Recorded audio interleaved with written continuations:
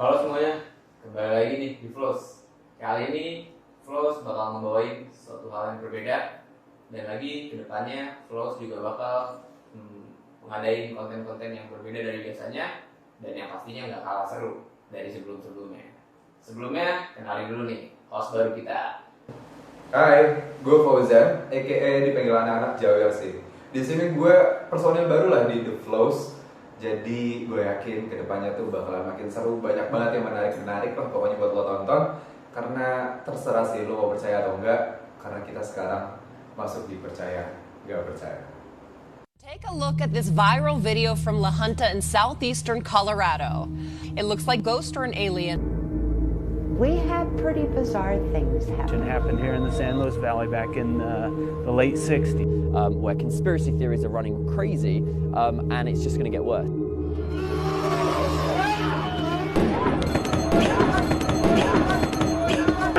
Don't shoot!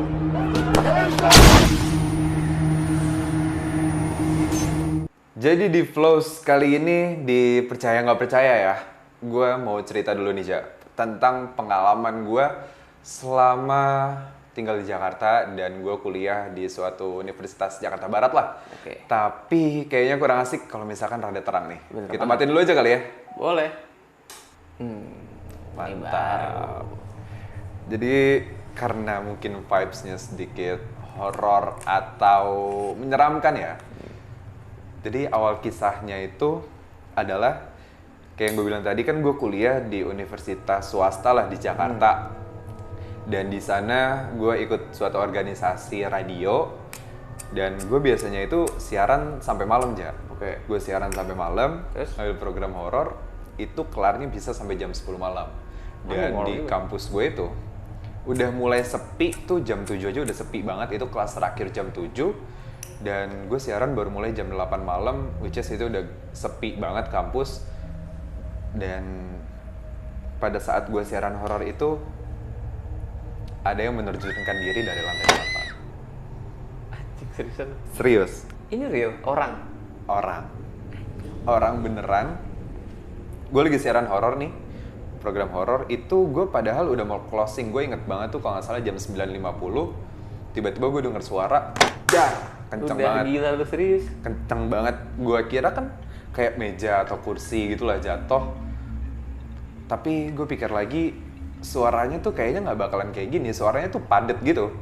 Terus di ruang siaran gue itu kan ruang siaran radio, ya lo tau lah kayak apa namanya, kedap suara juga. Dan itu suaranya sampai ke dalam ruangan gue, suaranya gede banget sampai rada getar sedikit gitu sih. Terus awalnya gue kira ya udahlah benda doang jatuh, tiba-tiba teman gue ada yang keluar, tiba-tiba teriak orang. Shock dong semua, satu ruang siaran shock, langsung lari keluar.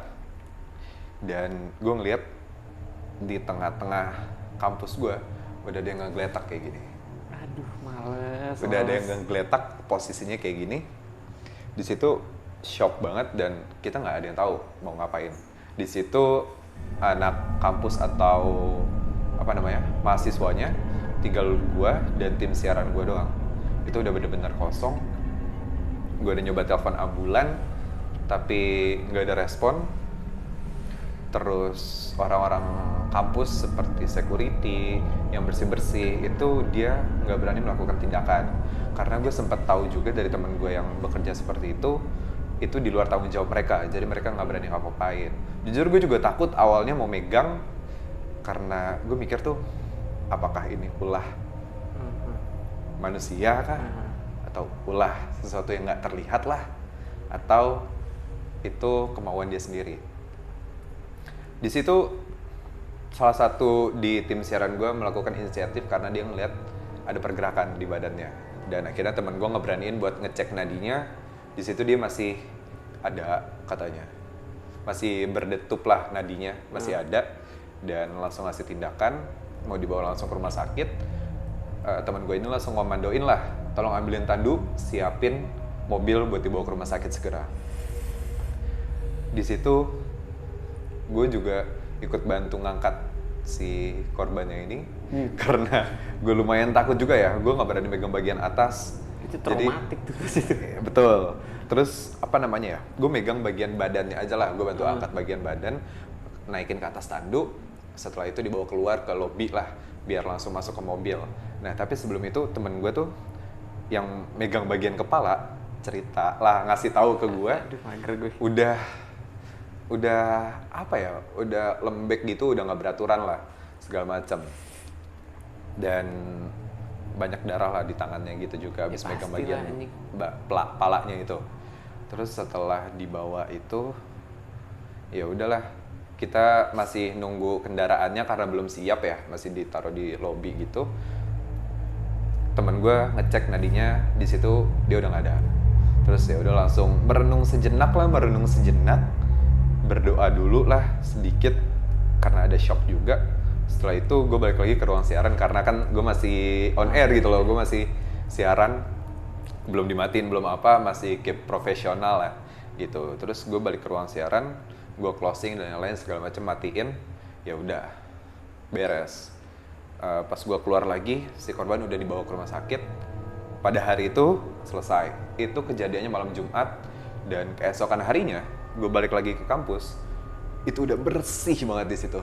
Gue mikir kan maksudnya bakalan ada polis lain atau apa, dan ternyata di situ kayak nggak ada kejadian apa-apa gitu loh. Kayak nothing aja udah. Nothing aja, bener-bener nothing. Karena di letak kejadian misal ya, korbannya di sini, paling ada yang duduk-duduk, soalnya itu kayak di meja aula besar gitu loh, di tengah ruangan tengah kampus begitu. Misalkan korbannya di sini, terus ada yang duduk tuh paling ya sebelah gua sanaan dikit lah. Di situ ada yang duduk. Dalam hati gue ngomong, lo nggak tahu semalam ada apa. Abis itu gue ada kelas juga tuh di lantai 8 lah, nggak berani sih gue ngeliat samping. Maksudnya lewat yang ke arah langsung bawah, karena bentuk gedung gue itu angka 8 gitu. Ngerti kan? Kayak ada banyak gitu maksudnya. Kayak angka bentukan gedungnya kan biasanya U, L, letter L. Ini gue bentuknya angka 8 gitu aja. Oh jadi ada lapangan 2 tengah apa gimana? Jadi ya tengahnya bolong gitu. Oh iya. Nah si korban ini ya lompat lah di salah satu itu. Ya, aduh. Gitu. Gue nggak berani sama sekali, minggir, ngeliat ke bawah aja gue nggak berani. Itu ya traumatik sih lumayan. Ya iyalah pasti. Berapa bulan. Real banget itu depan muka. Terus keesokan harinya gue dipanggil sama pihak kampus sebagai saksi dan yang lain. Ini dia menjelaskan lah segala macam. Dia bawa psikolog juga kan karena takut kita semua juga ada traumatik dan yang lain kayak gitu. Itu gue juga sempat apa ya istilahnya, ya sama psikolog apa sih, konsultasi gitu lah. Takutnya kan dipendem, jadi takutnya itu jadi salah satu contoh lu untuk melepas sesuatu lah gitu. Makanya ada psikolog itu. Nah dari pihak kampus ini pun bilang ini masalah keluarga dan lain-lain, makanya dia memutuskan untuk lompat sendiri, dan dari CCTV pun udah terlihat dia lompat sendiri. Tapi ada salah satu temen gue yang dia bener-bener ngerasa stres banget ya, karena dia bilang ke gue, ini dia mati gara-gara gue, karena gue gak cepet ngasih tindakan, sampai kayak gitu temen gue.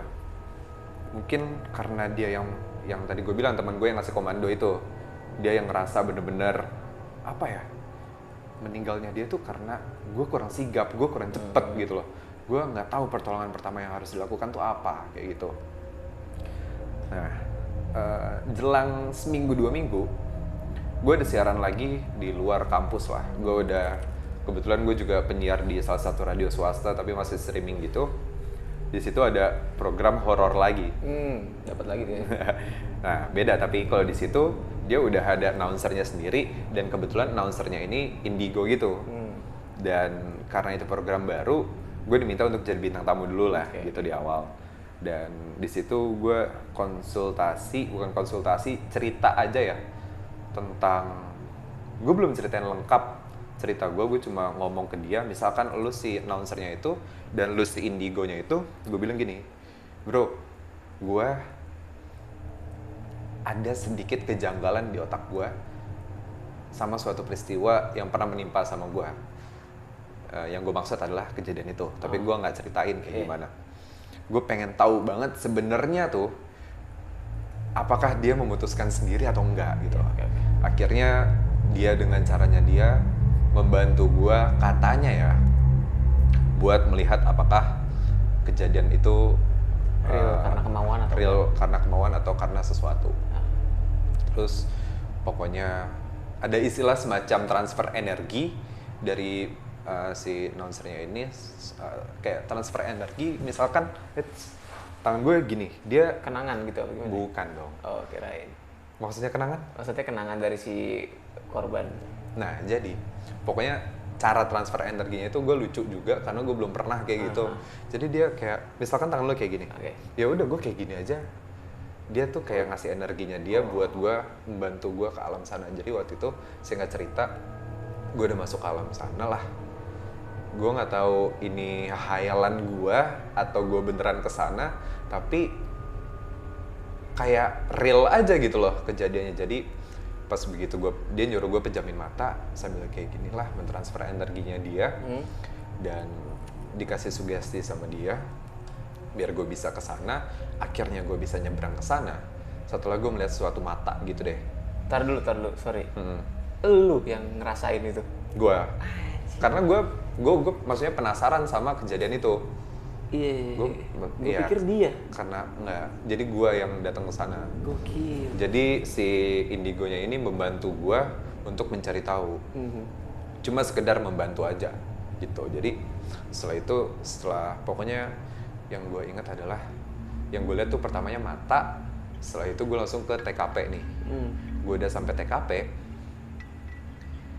Yang gue lihat adalah si korban, misalkan elu, dan ini gue.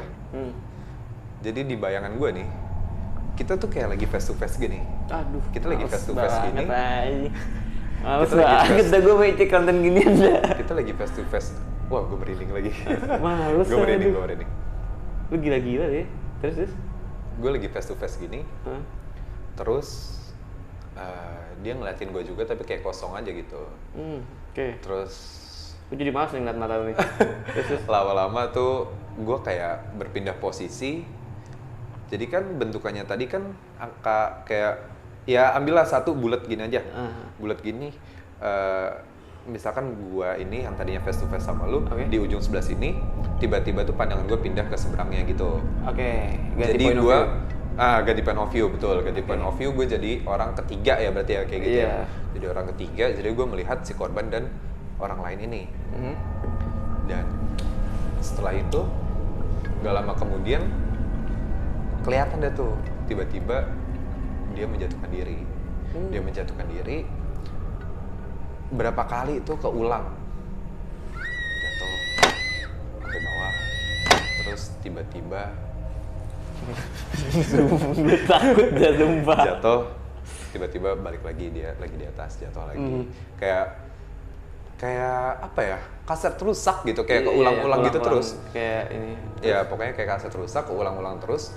Terus setelah itu gue disugestiin lagi, lo kalau mau tahu lebih dalam, lo coba fokusin lagi, lo coba bertanya dalam hati aja, ya kenapa gitu. Terus akhirnya tuh gue dipindahin ke suatu spot.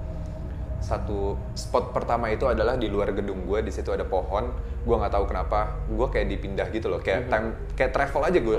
Dari tadinya gue di lantai 8 lagi ngeliatin lo, tiba-tiba gue dipindah ke depan pohon ini. Abis pindah dari depan pohon itu, terus gue move lagi tiba-tiba ke parkiran basement. Jadi di kampus gue itu ada basement gitu deh. Basement itu gelap banget di situ. Dari basement itu, gue kayak ngeliat ke pojok gitu, nggak ada apa-apa awalnya. Terus gue pindah lagi ke ke pohon itu lagi. Di situ juga nggak ada apa-apa. Balik lagi sampai sekitar 6 kali. Gue bolak-balik di situ. Terakhir, gue itu berhenti di basement lagi. Pokoknya gue nggak tahu kenapa, gue dibolak-balik aja terus di situ. Akhirnya gue ke basement lagi, dan di basement itu gue nge-stuck. Gue nggak tahu kenapa. Aduh, merinding banget gue. Di basement itu, gue ada kali 15 menit, 20 menit cuma diem doang ngeliatin ke pojokan gitu. Gue kayak ngerasa di situ ada ngeliatin gue, ada sesuatu yang besar lah, tapi nggak kelihatan. Cuma kayak hitam, gede, dia menghadap gue. Oh, kelihatan di depan lu. Nggak kelihatan. Tapi perasaan. Perasaan aja. Oke. Perasaan aja. Dan di situ gue nge-freeze, gue ngerasa takut banget. Setelah itu gue disuruh sama si announcer yang Indigo ini, kalau udah nggak kuat cabut aja gitu. Ya udah, akhirnya gue udah lumayan nggak kuat. Gue ngerasa takut juga gitu, ngerasa takut. Terus gue nge-freeze tadi yang gue bilang, gue diem aja nge-stuck gini. Pandangan gue kayak kosong juga ngeliatin ke arah sana gitu. Ya udah, akhirnya gue balik lagi pelan-pelan ke tempat gue awal. Jadi kayak rewind gitu. Rewind, gue ketemu mata lagi, akhirnya gue balik lagi. Setelah gue buka mata, ya udah kelar gitu, udah selesai. Badan gue lumayan pegel sih, nggak tahu kenapa badan gue pegel. Terus diminta sama si Indigo ini, ya udah wudhu dulu ntar dibersihin. Singkat cerita, si Indigo ini ngomong, percaya nggak percayanya itu kata announcernya itu adalah hasutan makhluk kayak gitu. Itu percaya nggak percayanya kalau dari opini gue aja, karena mungkin gue di tempat dan pada saat kejadian itu juga gue ngeliat ke atas itu, nggak tahu kenapa begitu gue keluar gue tertarik aja untuk lihat ke atas. Ngerti nggak maksudnya? Gue mata kepo. Iya. Rasa iya gue tahu rasa itu. Rasa kepo aja gitu, pengen ngeliat ke atas. Gue tahu. Ada sesuatu nggak ya? Gue tahu rasanya. Makanya gue nggak berani langsung menyentuh orang itu. Dan kata beliau announcernya ini kan, itu adalah hasutan. Kalau kata pihak kampus gue adalah itu kemauannya sendiri. Di situ yang gue maksudnya apa ya? Sedikit bingung lah. Tapi ada lagi yang bikin gue aneh adalah setelah kejadian itu gue dapet mimpi, Ja. Mimpinya itu gue di suatu kondisi kayak di siang hari atau apapun itulah, cerah, putih, tapi lo nggak ngeliat apa-apa, cuma kayak putih cahaya gitu aja. Tapi lo merasakan ada seseorang di dekat lo dan dia tuh say thanks ke gue, makasih ya. Gue nggak ngeliat orang itu aja. Lo dapet nggak nih maksudnya gue? Dia datang gitu di mimpi lo, tapi lo nggak ngeliat wujudnya atau orangnya, tapi lo tahu itu adalah dia, si korban itu. Seakan-akan lo tahu gitu. Seakan-akan gue yakin kalau itu dia. Yakin gitu. itu dia korbannya. Iya. Dan dia berterima kasih ke gue. Setelah gue bangun, apa ya, vibes-nya beda banget gitu sih.